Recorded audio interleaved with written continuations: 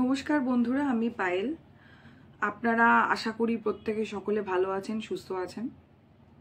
আজকের যে বিষয়টা নিয়ে আমি আলোচনা করতে এসেছি সেটা হচ্ছে আমাদের যে নেটের, বাংলা নেটের যে বিষয়টা রয়েছে সেটা হচ্ছে ইউনিট ওয়ান। আমরা জানি ভাষাতত্ত্বের পার্টটা।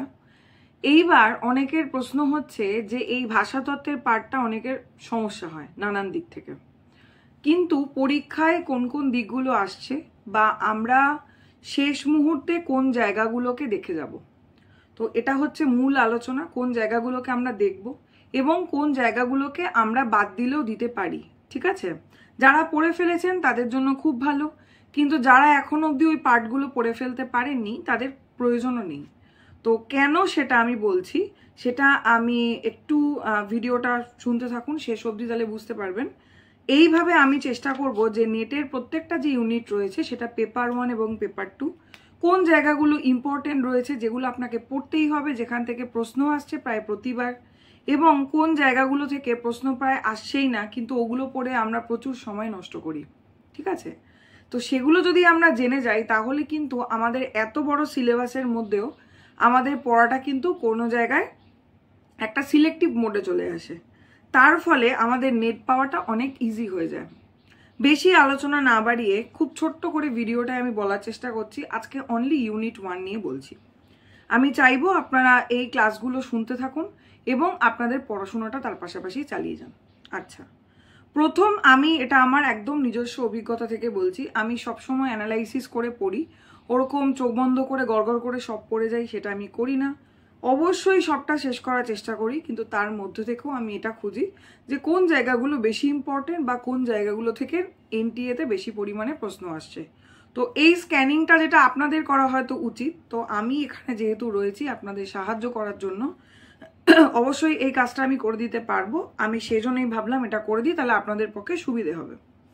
প্রথম আপনারা লিখে নিতে পারেন যদি কারোর সামনে খাতা থাকে, বা শুনে নিন একদম শুরুতে, যেটা হচ্ছে ডিসেম্বর মাসে যে পরীক্ষাটা হয়েছিল। ঠিক আছে, মানে ডিসেম্বর 2022, আমি সেখান থেকে বলছি, খুব বেশি আগে থেকে বলে আমাদের কোনো লাভ নেই। তখন আমাদের ভাষাতত্ত্বের পাঠ থেকে প্রশ্ন কিন্তু খুব কম এসেছিল। আমি টপিকগুলোও বলছি, সমাজ থেকে প্রশ্ন ছিল, তারপরে উপভাষা থেকে প্রশ্ন ছিল, ঠিক আছে, তারপরে বিদেশি শব্দ এই জায়গা থেকে প্রশ্ন ছিল, এরকম কিছু জায়গা থেকে প্রশ্ন ছিল হচ্ছে 2022 ডিসেম্বরে। ঠিক আছে, এরপরে 2023 জুনে যে পরীক্ষাটা হয় নেটের, সেখানে আনুনাসিকতা থেকে প্রশ্ন ছিল। আনুনাসিকতা, অব্যয়, স্বরধ্বনি, বিশেষ্য, বিশেষণ, শব্দ ভাণ্ডার এই জায়গা থেকে কিন্তু প্রশ্ন ছিল। ঠিক আছে, তারপরে চলে আসি আমি 2023 ডিসেম্বরে। সেখানে ভাষাতত্ত্ব থেকে প্রশ্ন পাচ্ছি, যেখানে ঊষ্মধ্বনি থেকে প্রশ্ন ছিল। বৈদিক ভাষা, ক্রিয়া থেকে কোশ্চেন দেওয়া ছিল। স্বরধ্বনি থেকে প্রশ্ন ছিল। মধ্য ভারতীয় আর্য ভাষা, মানে আর্য ভাষা থেকে ছিল। নাম ধাতু ছিল। সংযোজক অব্যয় থেকে প্রশ্ন ছিল। এছাড়া ধ্বনি পরিবর্তন প্রশ্ন ছিল। বিশেষ্য, ক্রিয়া, সর্বনাম, পদ এখান থেকে প্রশ্ন ছিল ইউনিট 1-এ। ঠিক আছে, মোটামুটি আমি এটাই দেখতে পেলাম হচ্ছে 2023। এরপরে 2024 যেই পরীক্ষাটা ক্যান্সেল হয়েছিল, যেই পরীক্ষাটা পেন পেপারে হয়েছিল, কিন্তু তবুও তো পরীক্ষাটায় কোশ্চেন এসেছিল, তাই আমাদের ওটা ধরতে হবে। সেখানে আমরা যে প্রশ্নগুলো পেয়েছি, ইউনিট 1 থেকে 6টা প্রশ্ন মতো পেয়েছি। সেখানে ধ্বনি পরিবর্তন, বাংলা ভাষা মানে বাংলা ভাষার আগমন, এরকম ধরনের প্রশ্ন ছিল। ধ্বনি পূর্ণ বিচ্ছেদে, পার্শ্বিক গ্রন্থ, ঠিক আছে, পার্শ্বিক গ্রন্থের যে সাল সেটা দেওয়া ছিল। রূপতত্ত্ব থেকে প্রশ্ন ছিল। উপভাষা থেকে প্রশ্ন ছিল। ডায়ালেক্টের শব্দ কোথা থেকে এসেছে ইত্যাদি এরকম। তারপরে হচ্ছে আবেস্তা গ্রন্থের শতক, রূপমূল, ধ্বনি পূর্ণ বিচ্ছেদ। আমি বলছি, আপনারা শুনে নিতে পারেন বা নোট ডাউনও করে নিতে পারেন। আমি কি করি, প্রত্যেকটা পরীক্ষা অ্যানালাইসিস করে, মানে স্ক্যান করে, রীতিমতো পোস্টমর্টম করে বলতে পারেন, কোনবার কি কি এসছে, কোনবার কটা কোশ্চেন এসছে, এগুলো আমি একটু করে রাখি, তাহলে আমাদের মানে আপনাদের বলতে সুবিধা হয়। আচ্ছা, এটা গেল আগের। ঠিক আছে, এবারের পরীক্ষায় চলে আসি। যেই সদ্য পরীক্ষাটা গেল আমাদের, সেখানে ইউনিট 1 থেকে মোটামুটি 9 থেকে 10টা প্রশ্ন কিন্তু এসেছে। ঠিক আছে, ইউনিট 1 থেকে ধ্বনি পরিবর্তন পাচ্ছি, বিষম মূল পাচ্ছি, উপভাষা, প্রাকৃত থেকে প্রশ্ন আসছে, শব্দ ভাণ্ডার থেকে আসছে, সৌরশ্রেণীর থেকে জাত এরকম ধরনের প্রশ্ন এসেছে, নাসিক্য ধ্বনি, ভাষা এবং উচ্চারণ স্থান। ঠিক আছে, এই হচ্ছে মোটামুটি আমি জাস্ট একটা বললাম। এরপরে আমি আপনাদের সামনে যদি সিলেবাস থেকে থাকে খুব ভালো হয়, সিলেবাসটা একবার ফলো করুন। সিলেবাসটা জায়গায় রয়েছে দেখুন, প্রাচীন মধ্য নব্য ভারতীয় আর্য ভাষার ধ্বনিতাত্ত্বিক রূপতাত্ত্বিক বৈশিষ্ট্য, বাংলা ভাষার উদ্ভবের ইতিহাস। দেখুন, বাংলা ভাষার উদ্ভবের ইতিহাস এখান থেকে কিন্তু সেরকমভাবে প্রশ্ন কিন্তু আসেনি, তবে যেই প্রশ্নগুলো এসেছে যদি আপনারা কোশ্চেন দেখে থাকেন তাহলে বুঝবেন।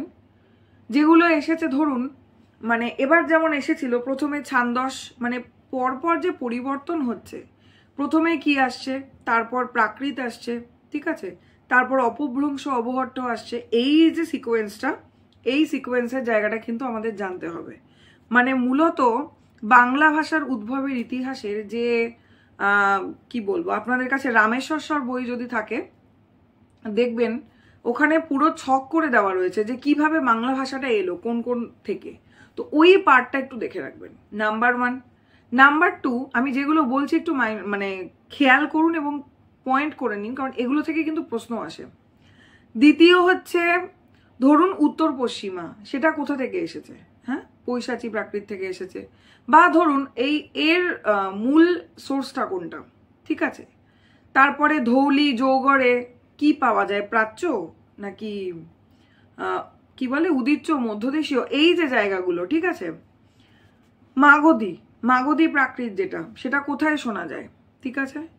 এই ধরনের যে জায়গাগুলো রয়েছে, বিশেষ করে দেখবেন স্ট্রাকচারটা যদি পড়েন না আপনারা, ওখানেই লেখা রয়েছে, এটা দেখবেন। প্রাচীন মধ্য নব্য ভারতীয় আর্য ভাষার বৈশিষ্ট্য কিভাবে পড়বেন, আমি এটা আগেও বলেছি, ক্লাসে দেখে নেবেন আপনারা। সেটা হচ্ছে পরপর বসিয়ে, মানে প্রাচীন ভারতীয় বৈশিষ্ট্যগুলো বসাচ্ছেন। কি করবেন বলুন তো, একবারে রূপতাত্ত্বিক ধ্বনিতাত্ত্বিক লিখবেন না। প্রাচীন ভারতীয়তে একদম বাদিকে প্রাচীন ভারতীয় রূপতাত্ত্বিক বৈশিষ্ট্য, ঠিক আছে, মধ্য ভারতীয় রূপতাত্ত্বিক বৈশিষ্ট্য, তারপরে হচ্ছে নব্য ভারতীয় রূপতাত্ত্বিক বৈশিষ্ট্য। প্রথমে রূপতাত্ত্বিকগুলোর মধ্যে মিল খোঁজার চেষ্টা করবেন, প্রাচীনে এটা ছিল, মধ্যতে আছে না নেই। আমি উপভাষার ক্ষেত্রেও সেম কথা বলবো, কিন্তু আমরা ভুলটা কোথায় করি বলুন তো, আমরা একসাথে পড়ি। আমরা পড়ি হচ্ছে ধরুন রাঢ়ী রূপতাত্ত্বিক বৈশিষ্ট্য, ধ্বনিতাত্ত্বিক বৈশিষ্ট্য মুখস্থ করি, বঙ্গালী মুখস্থ করি। এইভাবে না করে যদি আমরা শুধু রূপতাত্ত্বিককে একদিকে নিয়ে আসি, শুধু ধ্বনিতাত্ত্বিককে একদিকে নিয়ে আসি, তার জন্য আপনাকে একটু খেটে খাতায় লিখতে হবে, অবশ্যই বই থেকে বৈশিষ্ট্যগুলো লিখতে হবে। কিন্তু তাহলে কি হবে না, ওই খাতার পৃষ্ঠাটা স্ক্যান হয়ে যাবে আপনার ব্রেনে, প্রথম কথা। দ্বিতীয় কথা, আপনাকে মুখস্থ করতে হবে না, আপনি বুঝে যাবেন যে এটা এখানে ছিল, আচ্ছা পরবর্তীকালে উচ্চারণে এটা হয়েছে। এই জায়গাটা খুব প্রয়োজন। আচ্ছা, এটা হচ্ছে প্রাচীন মধ্য নব্য ভারতীয় আর্য ভাষা থেকে এভাবে পড়বেন। এখান থেকে বেশি যে প্রশ্ন আসে, বেশিরভাগ আমি দেখেছি যে প্রাচীন এবং মধ্য থেকে প্রশ্ন আসার সম্ভাবনা খুব চান্স থাকে। 2 নম্বরে চলে যাই, প্রাচীন মধ্য আধুনিক বাংলা। এখানেও আমি বলবো মধ্য বাংলা, জানি না এদের কি পছন্দ, এখান থেকে প্রচুর প্রশ্ন আসে। নেক্সট আসছি বাংলা ভাষার ধ্বনিতত্ত্ব। এই বাংলা ভাষার ধ্বনিতত্ত্বের জায়গাটা আমি বলবো মোস্ট ইম্পর্টেন্ট, কিছু ছাড়বেন না। স্বরধ্বনি, ব্যঞ্জনধ্বনি, শ্রেণী বিভাগ। দেখবেন এখানে মূলত উচ্চারণ স্থান থেকে প্রশ্ন আসে, যেমন স্বরবৃত্ত, অর্ধ সংবৃত্ত, হ্যাঁ, মানে সংবৃত্ত স্বর ই, উ, এ, ও, এ, অ, আ, এই যে একটা স্ট্রাকচার, এই স্ট্রাকচারটা পুরো মুখস্থ করে নেবেন। এইখান থেকে প্রতিবার কিন্তু একটা প্রশ্ন আসে, এটা ভুল করলে চলবে না, প্রথম কথা। দ্বিতীয় হচ্ছে স্বরধ্বনি, ব্যঞ্জনধ্বনি, শ্রেণীবিভাগ। আচ্ছা, অক্ষরের গঠন প্রকৃতি, এটা তো খুব সোজা জায়গা, যেমন ধরুন ঘৃষ্টধ্বনি কোনগুলো রয়েছে, ঠিক আছে। তারপরে হচ্ছে ধরুন যেমন আমাদের এবার আনুনাসিক ধ্বনি থেকে প্রশ্ন ছিল, তাহলে এই জায়গাগুলো যেমন উম, নিয়, ন, ন, ম, এগুলো হচ্ছে আনুনাসিক কোথাও, তাহলে এইগুলো কিন্তু আমাদেরকে দেখতে হবে। নেক্সট খুব ইম্পর্টেন্ট হচ্ছে ধ্বনি পরিবর্তন। এখানে না ধ্বনি পরিবর্তনের ওরকম আমরা গ্র্যাজুয়েশনে পড়েছি ধ্বনি পরিবর্তন কাকে বলে, কারণগুলো কি কি, মানসিক কারণ, এই কারণ সেই কারণ, অন্যভাবে প্রশ্ন আসে না।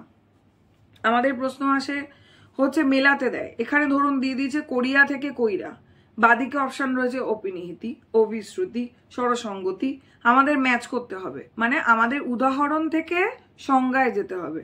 যেরকম গ্র্যাজুয়েশনে আমরা পড়েছি সেরকমভাবে আসে না, এটা আপনারা প্রত্যেকেই জানেন। তো এই জায়গাগুলো অপিনিহিতি, অভিশ্রুতি, তারপরে বিশেষ করে প্রগত স্বরধ্বনি, এই যে প্রগত পরাগত, এগুলো মনে রাখবেন। পদ্ম থেকে পদ্ম, তাহলে এটা কি হলো, প্রগত হলো না পরাগত হলো, এই জায়গাগুলো কিন্তু গুলিয়ে যায়। আচ্ছা, তাহলে এই জায়গাটা পুরোটা বাংলা ভাষার রূপতত্ত্ব। বাংলা ভাষার রূপতত্ত্ব আমি বলবো মানে না পড়লেও চলবে, এই কারণে বলছি ছোট থেকে আপনারা এগুলো পড়েছেন, অন্যান্য পরীক্ষার জন্য আপনারা এগুলো পড়েছেন। সন্ধি, সমাস, প্রত্যয়, লিঙ্গ, বচন। এখানে যদি কিছু কঠিন হয় সেটা হচ্ছে সমাস এবং প্রত্যয়। তাহলে সমাস এবং প্রত্যয়টা একবার দেখে নিয়ে যেতে পারেন, কিন্তু খুব বেশি কোশ্চেন কিন্তু এখান থেকে আসেই না, এবারই আসেনি, একটাও প্রশ্ন আসেনি। নেক্সট চলে আসি, বাংলা শব্দ ভাণ্ডার শব্দার্থ পরিবর্তনের দ্বারা। স্টার্ট দিয়ে নিন, এখান থেকে আসে, এখান থেকে অর্থের বিস্তার হচ্ছে কোন শব্দটা। তারপরে ধরুন মির্জাফর শব্দ, এই মির্জাফর শব্দটা কি ঘটেছে, অর্থের উন্নতি না অর্থের অবনতি, এই জায়গাগুলো। শব্দ ভাণ্ডার থেকে আরো গুরুত্বপূর্ণ প্রশ্ন হচ্ছে তৎসম তদ্ভব শব্দ, তার থেকেও বেশি হচ্ছে বিদেশি শব্দগুলো দিয়ে দেয়, ঠিক আছে। এই বাদিকে লিখে দেবে ঝাঁটা, তারপরে লিখে দেবে হচ্ছে আইন, এরকম 4টে বিদেশি শব্দ দিয়ে দেবে, ডান দিকে লিখে দেবে পর্তুগিজ, দেশি শব্দ, অস্ট্রিক শব্দ, আমাদেরকে ম্যাচ করতে হবে এই জায়গাগুলো। এগুলোও মনে রাখার ট্রিক্স রয়েছে, আপনারা বললে আমি চেষ্টা করব কোনো ক্লাসে এগুলো নিয়ে আলোচনা করতে, যদিও এখন সময় খুব কম, আমি এই জন্য শর্টে ইম্পর্টেন্ট জায়গাগুলো বলে দেওয়ার চেষ্টা করছি। তাহলে আমরা কি কি করব শেষ অবধি, এখানেই তো শেষ হয়ে গেল বাংলা শব্দ ভাণ্ডার শব্দার্থ পরিবর্তনের ধারা, যেটা 5 নম্বরে রয়েছে, পুরোটা পড়ব। বাংলা ভাষার ধ্বনিতত্ত্ব, স্বরধ্বনি, ব্যঞ্জনধ্বনি, শ্রেণীবিভাগ, অক্ষরের গঠন প্রকৃতি, ধ্বনি পরিবর্তন, পুরো ঠোঁটস্থ মুখস্থ করব, পড়ব। 4 নম্বরে বাংলা ভাষার রূপতত্ত্ব, খুব একটা ইম্পর্টেন্ট নয়, খুব কম প্রশ্ন আসে, আর এলেও আমাদের পারার কথা। বেসিক বাংলা ব্যাকরণ আমরা পড়েছি, তবুও কঠিন মনে হলে সমাস প্রত্যয়টা একবার দেখে নেবেন। আচ্ছা, দ্বিতীয় হচ্ছে প্রাচীন মধ্য আধুনিক বাংলার ভাষাতাত্ত্বিক রূপতাত্ত্বিক বৈশিষ্ট্য, এটা তো কিভাবে পড়তে হবে বললাম। আর মধ্য থেকে প্রশ্ন আসে, তারপরে এরকম নয় যে ম্যাম মধ্য থেকে বলেছে মানে আমি মধ্যই পড়ে যাব, শুধু ওভাবে পড়বেন।